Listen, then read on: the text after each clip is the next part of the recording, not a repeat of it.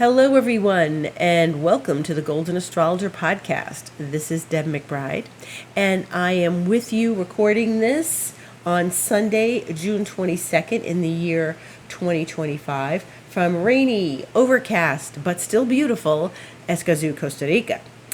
And we have a lot going on astrologically, but I'm going to cut to the chase, and I'm going to talk about the two most important things that I feel are going on this week, which are in a couple days, and then I'm going to circle back to what's going on right now, okay? Because all the things that are going on right now center around the things that are going to happen midweek, okay?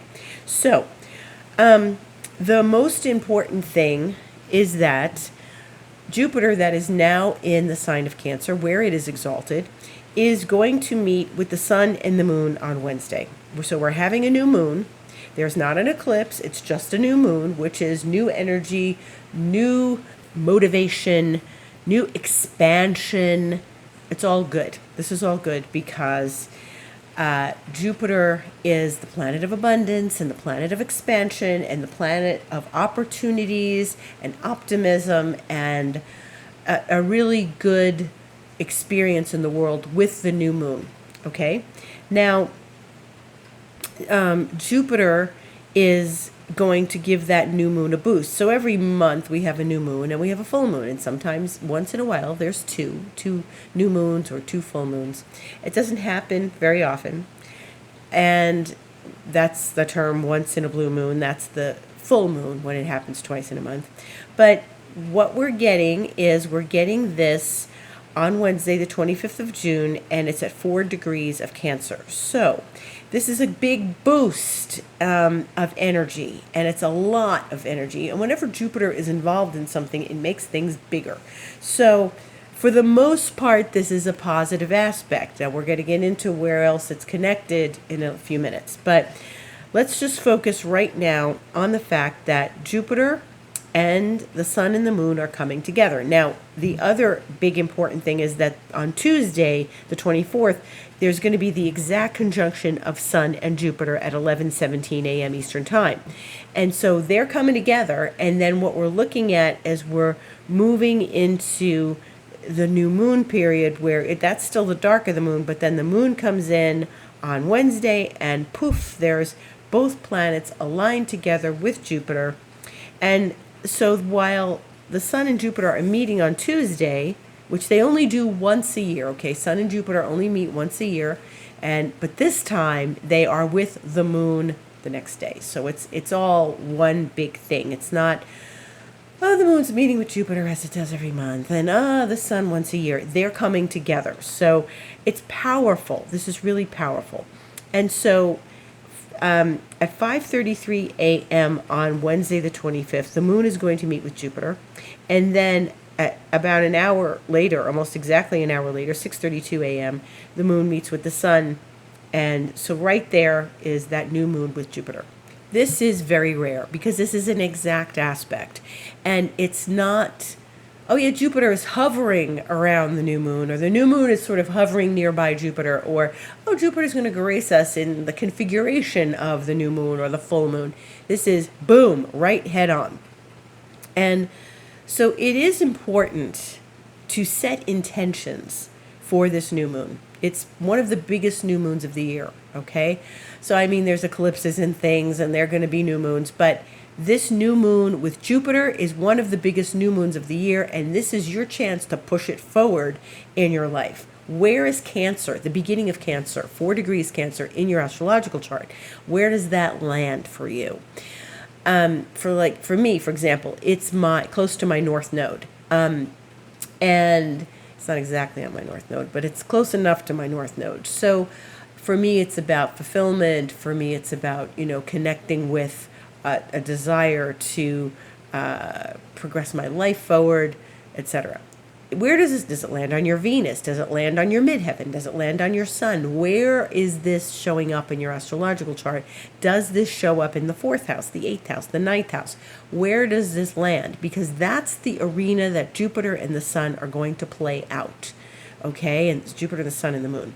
And so this is important to focus on that. What are your intentions? Set your intentions with where the alignment is with the Jupiter and the new moon. So say, for example, this is in your 10th house.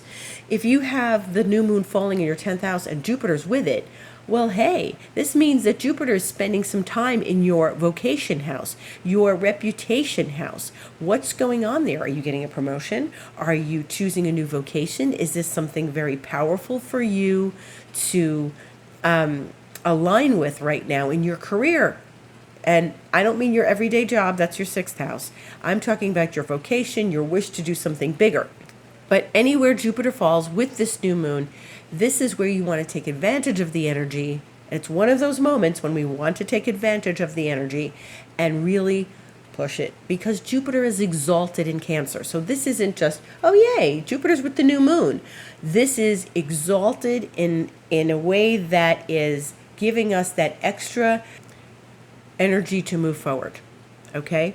So whatever is an area of your life that Jupiter is falling in with the new moon is the time to sit down with yourself, and really between now and Tuesday, Wednesday, sit down with yourself and figure out what's next. What do you want? Where is this going to highlight your life? Where is this going to give you an opening? Because Jupiter opens things up. It opens up opportunities. What's so important about this for you? Like where is this like opening the door for you? What could this potentially mean for you going forward in the future? So we're like really lighting the match here. We want it to, and Jupiter's a fiery planet even though it's in a water sign right now, but we want to get that fire moving. So where can you light that match? And it's important to really work with yourself on this. Just don't go, oh, hey, we're going to, have a nice dinner party. Well, that's very nice to do with Jupiter at the new moon, but I want you to really make yourself a big wish. And remember last week I said a big dream. So what is that dream? What is the vision? Where are you in your life right now that you have been like chomping at the bit to get forward? Okay? So it may be, you might say, well, this is in my 4th house. What does that mean for me? It's not my 10th house. It's not my 6th house. It's not my 1st house. It's not my, travel house. It's, which all the other ones are career and work and everything else and presenting yourself to the world. It's your 4th house, maybe. And that's like, well, what is it that you want to sort out at home? Maybe it's in your domestic situation with your partner. Maybe it's you want to buy a new home. Maybe it's that you want to take time to find a second home, another place that you can call home, or you're ready to move on to another city or a bigger home. Jupiter's bigness. Think about that. But domestic situation doesn't have to be the physical house. It could be what's going on in your house and what you want in your house. Maybe you and your partner are moving in together. It could be that. But it's an important aspect, and it's also a chance for healing something. Sun is always healing. Sun Jupiter is always healing. So it is an important time for the connection to where we want to expand in our lives. So this is really good. This is great, and this is something that we have to look forward to this week. Okay. Now, don't go and get big-headed, egotistical. It's Cancer, right? It's not a big, giant, Sagittarius thing. It's not like a big, highfalutin thing. It's still the sign of Cancer. Stay emotional. Stay connected to your feelings with this. And go deep with what do I feel I want to expand right now? Where are my feelings in all of this? How do I feel? And it is a very interesting dynamic. As I said, I'm going to start to talk about the other dynamics of this because, so it's great. Sun, Jupiter, Sun, Moon, Jupiter, perfect, wonderful. But aspects don't happen in a vacuum. And in this particular place, there's a lot going on in the sky that is connecting this fabulous Sun, Jupiter, Sun, Moon, Jupiter, new Moon, Jupiter, with the other planets. So let's start with where we are right now. Where we are right now is that the sun has been squaring Saturn. So the sun is now in Cancer. As we know, it's been the solstice. And the sun is now squaring Saturn. And it was 2:36 p.m. today in the Eastern time zone. And so that's one situation right there. So the sun is not just going to, hey, meet with Jupiter. It is squaring Saturn. And I talked about this last week as well. Saturn is restrictive. Saturn is limitation. Saturn is things we'd rather avoid, because they're responsibilities and duties. So when the sun squares Saturn, lots of things can happen. One is we're expanding as that sun reaches Jupiter, and we reach a bit of a roadblock, an obstacle, something that we hadn't thought of that we really do need to consider. It could be that the limitations in our world are limiting that expression of the sun Jupiter. It could be that you want to expand and do something next. I want to do something big, but I don't have the money to do it yet. I need an investor. I need a little more money, etc. Maybe you want to do that, but it's just not happening.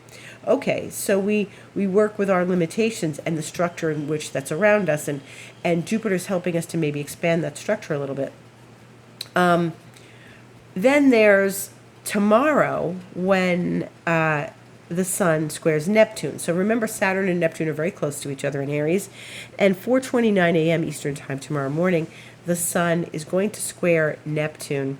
And so again, what are we running up against? Is our vision faulty? Is our vision not possible? Is our vision expansive beyond the limitations of Saturn? Because it comes after the square to Saturn. So the sun is enlightening us, because it always does, to what is our connection to this expansion that's coming up this week. What are the limitations? Where we held back? Where maybe is our dream not big enough? Or where do we need to stretch ourselves beyond our limitations to reach our goals and dreams? So we're being shown things now, today and tomorrow, before the sun meets Jupiter, that, first of all, the sun is in Cancer, Saturn and Neptune are in Aries. So they're not in the alignment with Jupiter. We had Jupiter with them last week. But they're not the sun is like going to line up right next to sit with Jupiter. It's squaring those other two planets, Saturn and Neptune. So they're in another section, right?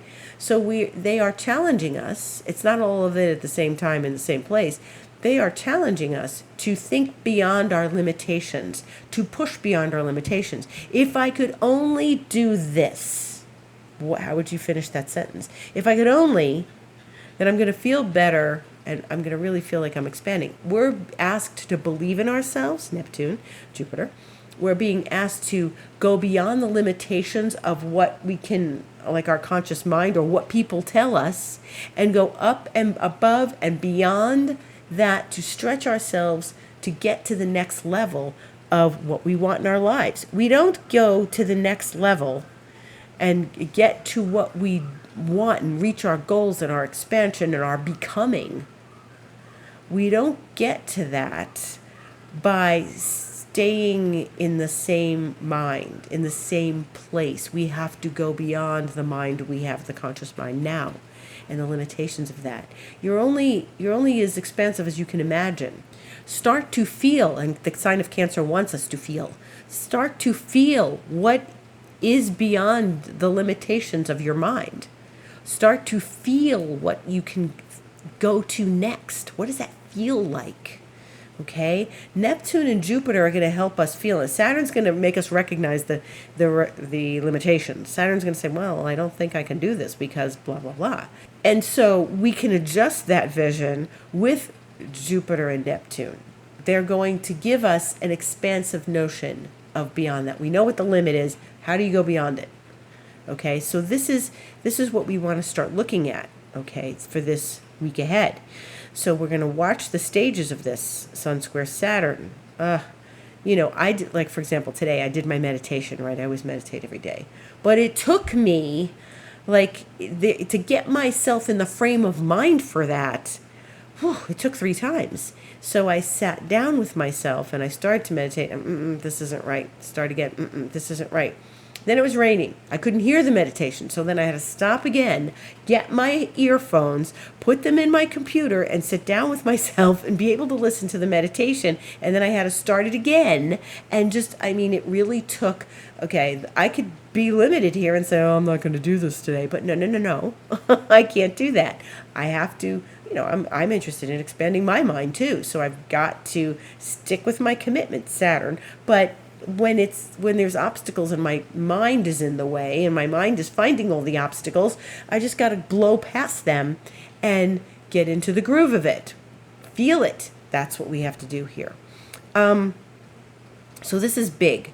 Now, the other thing is that there is a planetary picture going on. These are the very obvious aspects. There's other stuff happening that is not as obvious. And one of them is Mars. Mars is now in Virgo. And I told you the other day that Mars would be going into Virgo. It did on Tuesday. And that was like a big sigh of relief after all these months between Leo and Cancer and a really long time in Leo, even in the section of time that it was in Cancer for all those months at the beginning of the year. And then it went back into Leo, but it was still really slow. So it's finally reached beyond all of that, and it's no longer squaring Uranus, which was really irritating last weekend, and now it's in Virgo. But when Mars is in Virgo, it's talking to Jupiter in Cancer very nicely in a sextile, and it is in inconjunct with Pluto, because everything's at 3 degrees. Everything is moving in between 2 and 3 degrees. So this is why we're here. Mars is at 3 degrees of Virgo. Pluto is at 3 degrees of Aquarius. And Jupiter is 2 degrees, 59 minutes of longitude. And it's going to turn into 3 in a little while, 3 degrees. So that means it's going to 3. So everything is, so Mars, Pluto, Jupiter are in a dynamic. Okay? So this isn't all sunny Jupiter, Jupiter in the sun and all that stuff. Yes, that's good. That's coming up this week. But right now, as I'm talking to you, we've got Mars making it inconjunct, which is a needling aspect to Pluto. And that can be really intense and uncomfortable and a bit warlike, shall we say. Okay, so we know what's going on in the news. And so Jupiter just increases the bigness of everything. And that Mars and Jupiter are talking to each other in a sextile. And Mars, and that's a smooth aspect, and Mars is needling Pluto, which is very intense. And then Jupiter is going to make the inconjunct to Pluto in the wee hours of Tuesday morning, late tomorrow night. This is a planetary picture known as a yod. And so Jupiter and Mars are chatting nicely, but Jupiter and Mars are also in an intense relationship, a needling relationship with Pluto. So Pluto is at the apex of the yod. This is why things are happening the way they are right now in the world. Things are not obviously all systems happily moving along with a new moon with Jupiter. That's going to happen later in the week. But right now, things are really intense between Mars, the planet of war, and Pluto, the planet of, transformation, destruction, rebuilding, renaissance. And then there's Jupiter, which just makes everything grander and bigger. So, yeah, Jupiter's a good planet. We love Jupiter. We love the abundance of it. We love the expansion of it. We love all those feelings of it. But at the same time, it is not something that there's dark of Jupiter, there's overindulgence, there's bigness, there's too much. And when it gets involved with Mars and Pluto, it can really enhance things in a way that is uncomfortable. Yods are not comfortable aspects. They are triggering aspects. And a yod is what they call a finger of God. So it looks like some sort of triangle, but it's more like a Y, and like the shape of a Y. And it is something that is, uncomfortable. Let's just put it that way. It's uncomfortable. And I have yods in my chart. Everybody has yods in their chart. You can get a trigger to your yod if you've got a natal yod in your chart. Something will come along, even the moon once a month or so, or a couple times a month, and it'll trigger the yod. Well, that is what's going on here, that things are getting triggered. Now, by the time we get to Tuesday, Wednesday, Thursday, we aren't going to be having Mars in that same relationship anymore. Mars is going to be moving out of the picture. So this is good news because Mars heats things up, Mars moves things along. And by the time we get to like Wednesday, Mars is going to be moving away from that. Jupiter and Pluto will still stay in conjunct. And when we have that new moon on Wednesday at 6:32 a.m. Eastern Time, that's at 4 degrees. So that's moving out of the realm of the yod with Pluto and Mars. And so it'll still be in this relationship where the moon is going to come in, trigger Pluto at 5:05 a.m. Eastern Time, and then later it'll come out of that by sextiling Mars. So this new moon is going to trigger it a bit, but things are already moving out of what we call orb, the exactitude, right? So moon's going to come in and touch everybody and then leave. So life goes on for us, and we still need to keep our eye on our own goals, our own personal lives, what we wish for, what we want to manifest, how we want to open the door to something right now that's expansive and new. And we still need to keep on track of that, right? Despite this other configuration that is hanging in the air. Pluto is a collective planet. Pluto is not always personal. It's personal when it's touching one of our personal planets. Like, wow, that's pretty darn personal. But the experience of Pluto in a configuration like this, it does bring in themes of the collective unconscious and what's going on in the world is bigger stories. So really, this is a very mixed situation because we have all this good stuff happening. We have the sun and the moon meeting with Jupiter. We have Sun and Jupiter. And so maybe there's good resolutions in all the traumas that are going on in the bigger picture, but maybe there will be something that comes out of this that is positive. And that's the way we have to hope that these things are going to get cleared up. But for you, for me, we've got to stay focused on our life, and there is a tomorrow, and we've got to keep getting up to tomorrow and working on what we have as goals and as we are setting our intentions for the future and for this week. Also this week, Mercury is going into Leo. So Mercury is on Thursday going to go into the sign of Leo. It's been in Cancer for a few weeks, and it's 3:09 p.m. on Thursday the 26th. Mercury will go into Leo, and that's good. Mercury is lively in Leo. It's creative. It's got creative thoughts and ideas, and it is going to oppose Pluto, though. So once something goes into Leo now, and now we're going to start getting into those months of June and July and August where planets go through the sign of Leo. And when they go through the sign of Leo, they're going to oppose Pluto. So anything when the sun goes there in July, when we've got, Mercury there now, when we get Venus there eventually in these next months, they're all going to oppose Pluto. And now Pluto's in Aquarius. Now we have a different dynamic. So, yeah, Mercury, Pluto, lots of big ideas, lots of thoughts, lots of analysis because Pluto's in Aquarius, and how we can come up with maybe a big idea or a transformative idea, or how maybe some personal development work we're doing is transforming our mind on a certain level. So this is important to pay attention to because you could change beliefs under these aspects. You could open your mind to something completely new. You could go to a deeper level of mind. You can work with your old thought patterns and clear them out. Like I said, old beliefs getting cleared out because Pluto wants to take out the old and bring in the new. And so this is an important aspect. We look to these oppositions with Pluto throughout the year to see how we can use this energy wisely. Mercury is also going to be pretty busy since it enters the beginning of Leo.